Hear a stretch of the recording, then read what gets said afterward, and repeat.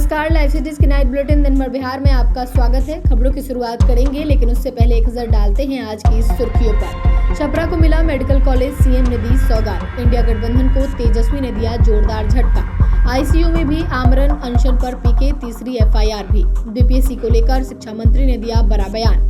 बागी विधायकों के खिलाफ महागठबंधन का एक्शन।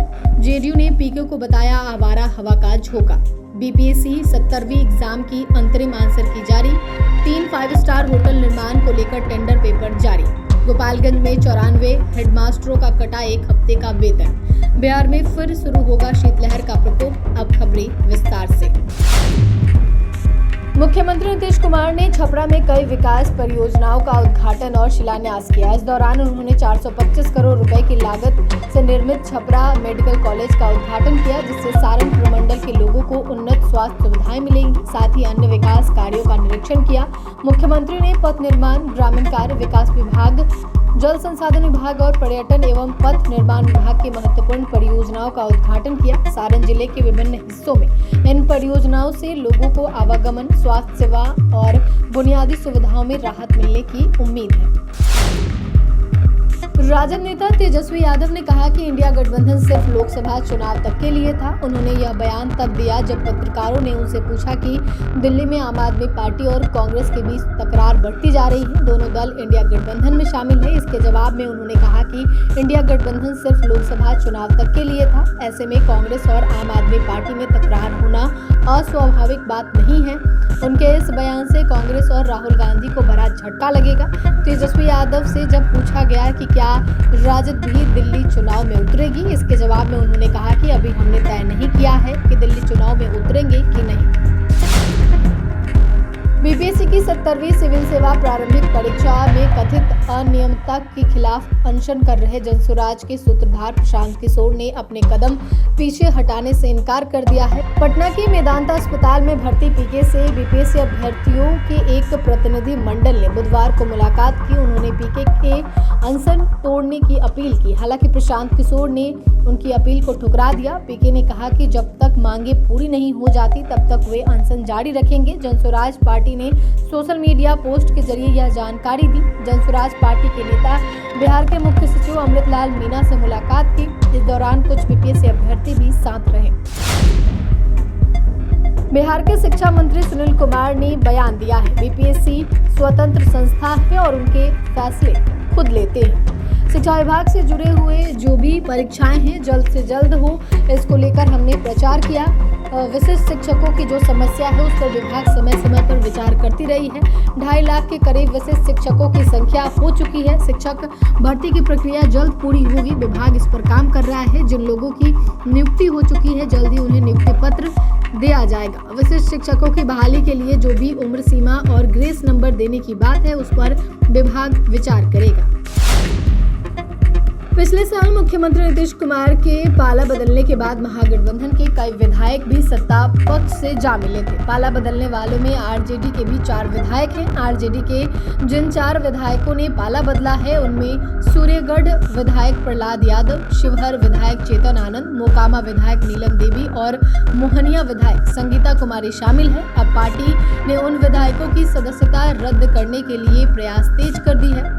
आरजेडी ने स्पीकर को पत्र लिखकर चारों बागी विधायकों की सदस्यता रद्द करने की मांग की है। महागठबंधन के दर्जनों विधायक विधान पार्षद अब्दुल बारी सिद्दीकी के नेतृत्व में विधानसभा अध्यक्ष नंदकिशोर यादव से मिले। आरजेडी के प्रधान सचिव अब्दुल बारी सिद्दीकी ने मुलाकात के बाद कहा कि देश में सभी दल में दल बदल कानून लागू है। बिहार में हाल में के दिनों में राष्ट्रीय जनता दल के 4 विधायक सत्ताधारी दल के साथ चले गए थे, लेकिन अभी तक उन पर दल बदल कानून के तहत कार्रवाई नहीं हुई है। उन्होंने कहा कि हम लोगों में इसी मांग को लेकर विधानसभा अध्यक्ष से मुलाकात की। बीपीएससी अभ्यर्थियों के समर्थन में जब से प्रशांत किशोर ने आंदोलन छेड़ा है तब से सत्ता पक्ष उन पर हमलावर है। गिरफ्तारी के बाद से तो एनडीए के नेता उन पर चौतरफा हमला कर रहे हैं। वहीं जुबानी जंग के साथ साथ अब जनसुराज पार्टी और जनता दल यूनाइटेड के बीच पोस्टर वार भी शुरू हो गया है। जनसुराज के जवाब में जेडीयू ने भी पोस्टर के माध्यम से पलटवार किया है। पोस्टर में उनको आवारा हवा का झोंका बताया गया है। फिल्मी अंदाज में लिखा है, आवारा हवा का झोंका हूँ, आया हूँ पल दो पल के लिए। बीपीएससी 17वीं परीक्षा का आंसर की जारी कर दिया गया है। इसके साथ ही पटना के बापू परीक्षा परिसर पर रद्द हुए 17वीं बीपीएससी री एग्जाम का अंतरिम आंसर की जारी हो गया है। बिहार लोक सेवा आयोग द्वारा आयोजित 17वीं पीटी परीक्षा का अंतरिम आंसर की जारी कर दिया गया है। इसके साथ ही 4 जनवरी को हुए री एग्जाम का भी आंसर शीट रिलीज किया गया है। अभ्यर्थी वेबसाइट पर आंसर शीट देख सकेंगे। इसके साथ ही प्रश्नों को लेकर आयोग ने अभ्यर्थियों से दावा आपत्ति मांगा है। आयोग ने बताया कि प्रश्नों को लेकर दावा आपत्ति 16 जनवरी तक किया जा सकता है।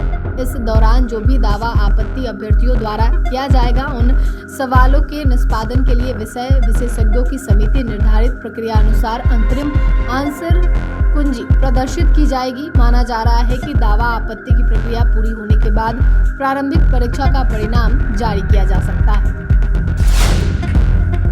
राजधानी पटना में 3 नए 5 स्टार होटल निर्माण की दिशा में काम बढ़ा है। पर्यटन विभाग की तरफ से पीपी मोड पर 5 स्टार होटल निर्माण कराया जा रहा है। इसके लिए निविदा की जा रही है। पर्यटन विभाग के मंत्री नितेश मिश्रा ने बताया कि यह खुशी की बात है। कई वर्षों से लंबित पटना में 3-5 सितारा होटलों के निर्माण हेतु सभी औपचारिकताओं को पूर्ण करने के बाद निविदा जारी कर दी गई है। बिहार में पर्यटन को बढ़ावा देने की दिशा में यह एक बहुत बड़ा कदम है। बता दें, पटना में 3 नए 5 सितारा होटल के निर्माण के संबंध 10 सितंबर 2024 को राज्य मंत्रिपरिषद द्वारा स्वीकृति प्रदान की गई थी। नितेश मिश्रा ने बताया कि बिहार के होटल और हॉस्पिटैलिटी इंडस्ट्री के लिए आज महत्वपूर्ण दिन है। निश्चित ही आने वाले समय में पटना के उक्त स्थलों पर 3 नए 5 सितारा होटल के निर्माण से पर्यटकों को बेहतर सुविधा उपलब्ध होगी तथा बड़े निवेश के साथ साथ रोजगार सृजन का अवसर भी उपलब्ध होगा।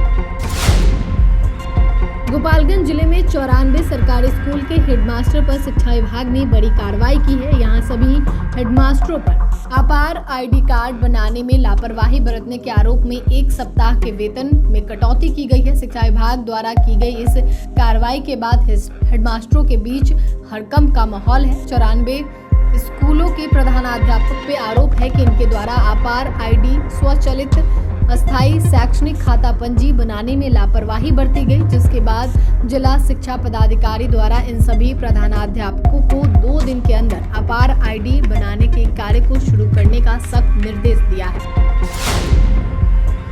पूरा बिहार सर्द ठंडी पछुआ हवाओं की चपेट में है। पिछले कई दिनों से दिन में शीतलहर जैसी स्थिति महसूस की जा रही है। कड़ाके की ठंड से आम जनजीवन बुरी तरह प्रभावित है। इस बीच आईएमडी ने पूर्वानुमान जारी किया है कि बिहार में घने और अति घने कोहरे का दौर 10 जनवरी तक बने रहने के आसार हैं। इसको लेकर बिहार के अलग अलग क्षेत्रों के लिए अलर्ट जारी किया गया है। खास तौर पर गंगा के मैदानी क्षेत्रों में अति घने कोहरे छाए रहने की आशंका है। आईएमडी पटना के पूर्वानुमान के मुताबिक राज्य में तापमान में 2 से 4 डिग्री सेल्सियस तक की गिरावट आने की आशंका है।